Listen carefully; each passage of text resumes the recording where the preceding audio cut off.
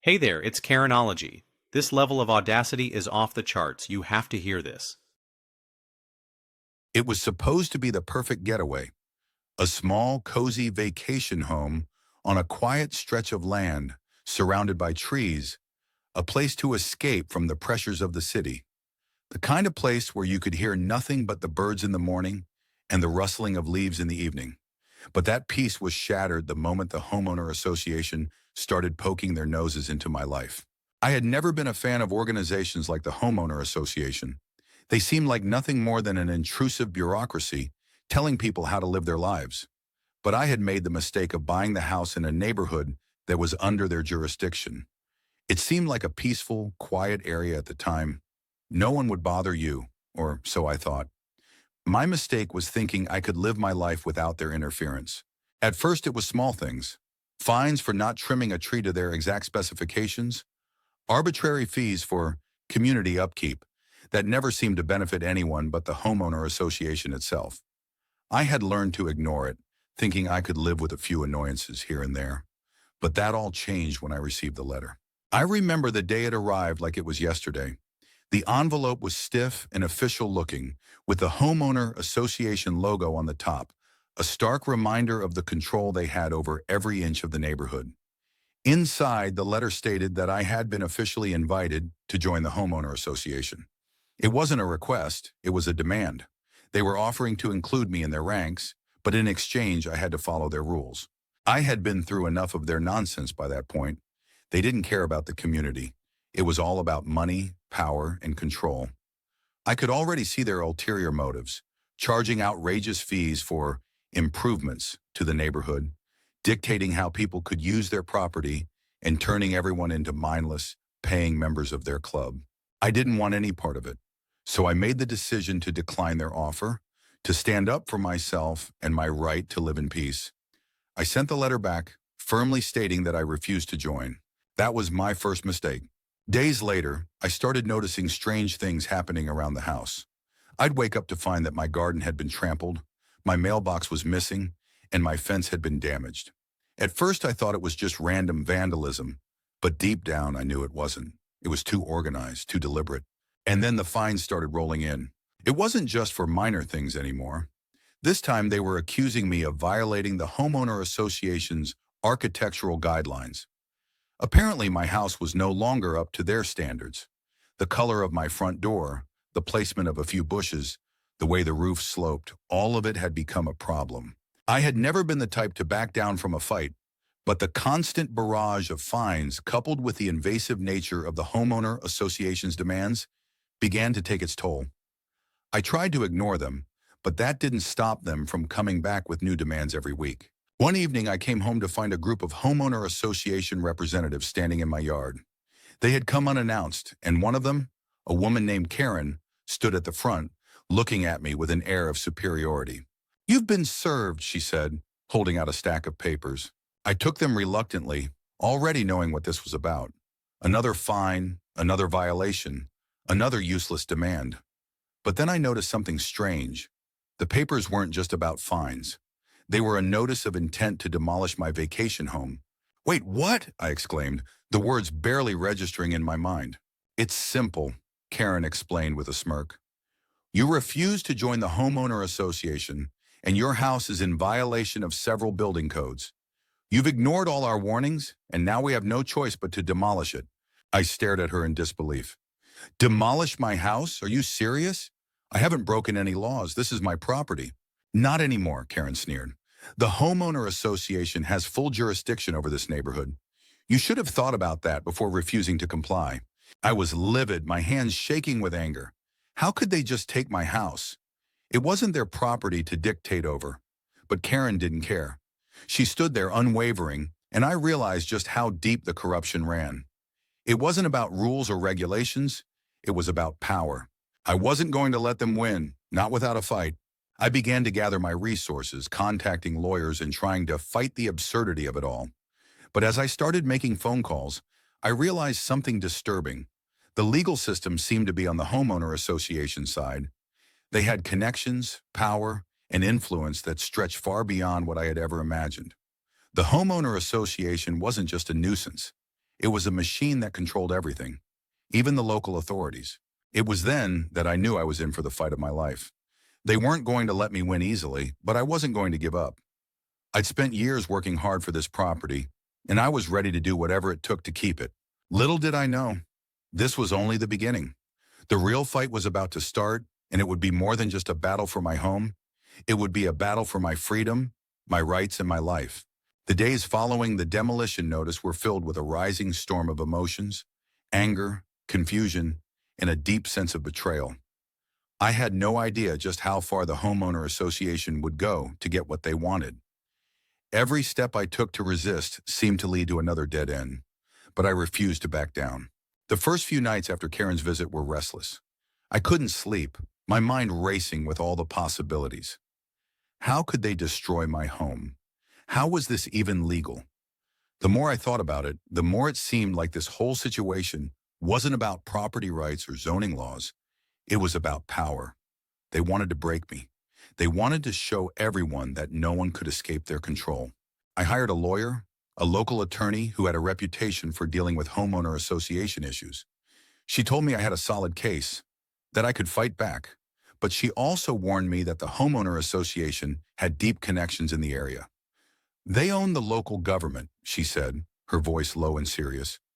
This isn't just about your house, it's about their dominance. They won't back down easily. It wasn't just Karen anymore. I soon realized that the entire community was under the Homeowner Association's thumb, and Karen was merely one of their enforcers. As I prepared to take legal action, I started gathering information, making notes about all the shady things the Homeowner Association had been doing. I dug deeper into their operations and found several cases where they had bullied residents into compliance, using intimidation tactics, false claims, and financial pressure to break people's spirits. But it was the sabotage that truly woke me up. One morning, I woke up to find that all my property lines had been marked with bright red spray paint. Someone had marked my fences, my garden, and even my front door. At first, I thought it was just a prank, but then I saw Karen standing across the street, watching me through the window of her own home. Her eyes narrowed with suspicion. I couldn't help but feel a sense of dread. This wasn't just some petty act of vandalism. It was a signal, a warning. I tried to ignore it. I really did. But as the days passed, the situation grew worse. I received more letters, more fines. One morning I found that my mailbox had been broken, the papers I had carefully filed inside scattered across the ground. The Homeowner Association had gone from trying to make my life difficult to trying to destroy my every chance of holding on to what was mine. I began to realize the true scope of their plans. They were coming for everything. They wanted to erase me from this place, force me to sell my property at a fraction of its worth, and then claim it as their own. I couldn't let that happen. But it wasn't just the Homeowner Association that was making my life hell. The town's authorities, those I had once believed would stand with me in this fight for justice, were now siding with them. I received a phone call from a local police officer, someone I had known for years. He said that the Homeowner Association had requested a police escort to ensure that their demolition crew would be unhindered when they arrived to tear down my property. The officer's voice was cold, almost distant. He didn't even try to hide his disdain. "They've got the power, man," he said. "It's over. You can't fight them." I slammed the phone down, the weight of his words crushing me. It wasn't just the Homeowner Association. It was the system itself. Everyone was in on it. There was no way to win this battle. But then, as if by fate, something unexpected happened. One evening, as I was sitting on my porch, feeling the weight of my frustration bearing down on me, a man approached. He looked like just another local, middle-aged, worn down by life. But there was something different about him. He didn't fit the mold of the people I had been dealing with. He was wary, but his eyes held a hint of something else. Hope. "I know who you are," he said, his voice low and hesitant, "and I know what they're doing to you. They've done it to others before." I wasn't sure whether to trust him, but there was something in his tone that made me listen.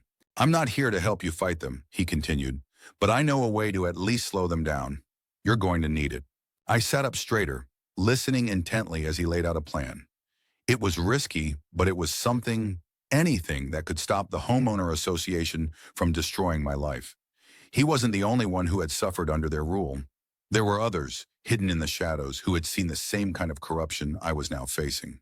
I've seen them make deals with contractors, or the man said. They've got connections everywhere. If you can expose them, if you can show what they're really doing behind the scenes, they won't be able to get away with it. It wasn't much, but it was a start. Over the next few days, I worked with this stranger, gathering evidence of the Homeowner Association's shady dealings, talking to people who had been pushed out of their homes. I documented everything, the false claims, the lies, and the corrupt dealings with local contractors. The more I uncovered, the more I realized just how deep this conspiracy went. It was time to fight back. I would not let them win, not without a fight. But the closer I got to exposing their corruption, the more I realized that the fight was bigger than just me. The Homeowner Association's network of power was vast, and they would stop at nothing to silence anyone who dared to speak out. The battle had just begun, and I was prepared for whatever came next. It was no longer about just saving my vacation home. It was about taking down the corrupt system that had destroyed so many lives, including my own. The more I uncovered about the Homeowner Association's activities, the deeper the rabbit hole seemed to go. As I began piecing together the puzzle, it became clear that the corruption wasn't just limited to the local level. The Homeowner Association had a network of powerful figures, corrupt contractors, crooked city officials, and wealthy individuals who all benefited from the system they had created. It was a machine, and it had been operating with impunity for years. The more evidence I gathered, the more I realized the magnitude of what I was up against. I wasn't just fighting for my vacation home anymore. I was fighting for justice, for the dozens of other homeowners who had been squeezed dry, for the families who had lost their homes, for the people who had been silenced by threats and intimidation. I had to take them down, no matter the cost. But the closer I got to exposing their corrupt empire, the more I felt the walls closing in around me. I began receiving threats, anonymous phone calls, menacing letters left on my doorstep, and even more vandalism at my property. The Homeowner Association was watching me, and they didn't like what I was doing. One night, as I was sitting at my desk reviewing the evidence I had collected, I received a call. It was from the lawyer I had hired. Her voice was urgent, frantic even. "You need to stop," she said. "This is bigger than you think. If you keep digging, they'll come for you. I've seen it happen before." I could hear the fear in her voice. She was warning me, trying to protect me. But I couldn't stop now. I had seen too much, and there was no turning back. "I can't stop," I replied, my voice shaking with determination. "This is my home, my life. They can't just take it. I won't let them." The lawyer paused as if considering something. "I'll help you," she finally said. "But you need to be careful. There are things going on here that you can't even begin to understand. You're up against a machine, and it has a lot of power." I hung up the phone, my mind racing. The situation was getting more dangerous by the day. The threats weren't just idle words, they were real. The Homeowner Association wasn't just using legal means to push me out. They were using everything in their power to destroy me. I had no choice but to fight back. But I needed more than just a lawyer. I needed to find allies, people who had been wronged by the Homeowner Association and who were willing to stand with me. That's when I made contact with a former Homeowner Association member who had been ousted for speaking out against their practices. He was cautious at first, wary of getting involved, but after hearing my story, he agreed to help. He gave me a list of names, people who had been hurt by the Homeowner Association, people who knew what was really going on behind the scenes. One of the names stood out to me. It was a former contractor who had worked with the Homeowner Association on several projects. According to the information I had, this man had seen the corruption firsthand. He had been paid off to cover up violations, to look the other way when the Homeowner Association made illegal deals. I reached out to him, and after a few tense days of waiting, he agreed to meet. We met in a quiet cafe, far from the eyes of the Homeowner Association and their spies. The man was older, his face lined with the weight of his experiences. He spoke in hushed tones, looking around nervously as if he were afraid someone would overhear. "I've seen things you wouldn't believe," he said, his voice low.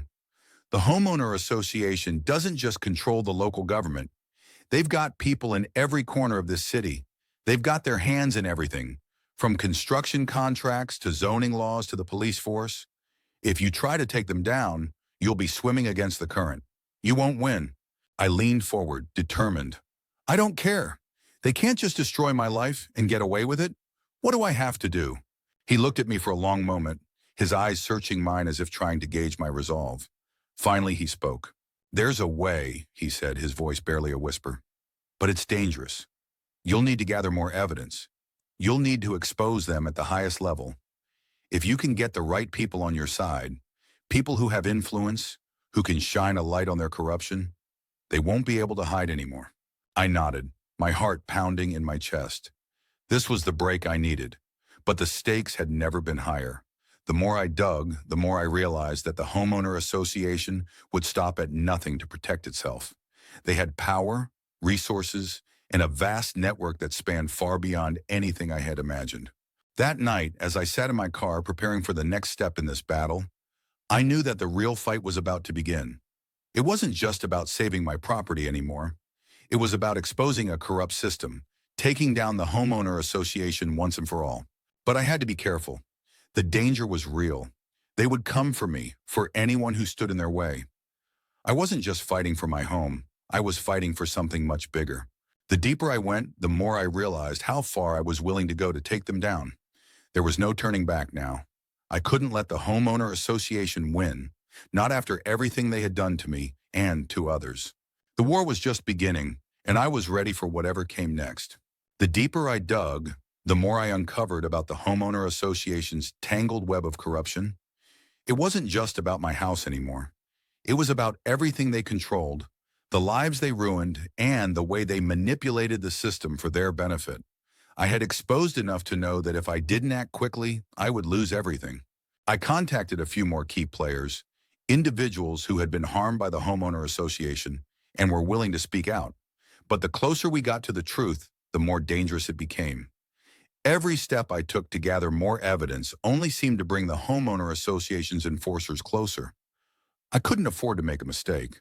One day I received a tip-off that the Homeowner Association was planning to move forward with the demolition of my property. It was supposed to happen the following week. I knew this was my last chance to stop them, to put everything I had worked for into action. If I failed, I would lose not just my home, but the opportunity to expose the truth about the Homeowner Association. I made the decision to go public. I called a press conference. I knew that doing this would put me in the crosshairs of the Homeowner Association, but it was the only way I could get the truth out there, loud and clear. I had to make it impossible for them to silence me. The day of the conference, I stood in front of the cameras, my heart pounding in my chest. The press had been informed of the corruption within the Homeowner Association, and I was ready to lay it all out. As I spoke, detailing the Homeowner Association's illegal practices, the shady deals, the threats, the intimidation, it felt like I was speaking for all the victims they had crushed under their rule. But before I could finish, I saw movement at the edge of the crowd. A few of the Homeowner Association's enforcers, led by Karen, were standing there, watching me with angry glares. I knew they wouldn't let me get away with this. They were watching, waiting for the moment to strike. I had prepared for this. At that moment, my lawyer stepped forward, holding up a stack of documents. "We have proof," she said, her voice cutting through the tension. "We have evidence of bribery, illegal demolition, and corruption within the Homeowner Association that goes all the way to the top." The crowd gasped, and I could see the shock in the faces of the Homeowner Association's enforcers. The papers my lawyer held were the key. The contracts, the payments, the deals. They were all there. It wasn't just me they were targeting. It was everyone they had ever manipulated, lied to, and hurt. The media went into a frenzy. Reporters flooded the scene, demanding answers. The pressure was too much for the Homeowner Association to handle. They knew they couldn't cover up their corruption anymore. The truth was out. But Karen, the face of the Homeowner Association, wasn't done yet. She stormed forward, her face contorted with rage. "This isn't over," she spat. "You can't just expose us like this. You'll regret this. The Homeowner Association doesn't lose." But her words were empty. It was too late. The public had already turned against them. In the following weeks, everything unraveled. The city's government, unable to ignore the overwhelming evidence, launched an investigation into the Homeowner Association's practices. The media reported on the scale of the corruption, and people began to speak out, sharing their stories of how the Homeowner Association had ruined their lives. It wasn't just my fight anymore. It was the fight of every homeowner who had been crushed by their greed. As the investigation grew, more whistleblowers came forward, revealing the depths of the Homeowner Association's control over the city. Several high-ranking officials were arrested, and the board members of the Homeowner Association were forced to step down. But even with all this progress, I knew that the battle wasn't truly over. The Homeowner Association was a massive, powerful entity, and there would always be those who sought to restore their corrupt system. But for now, I had one.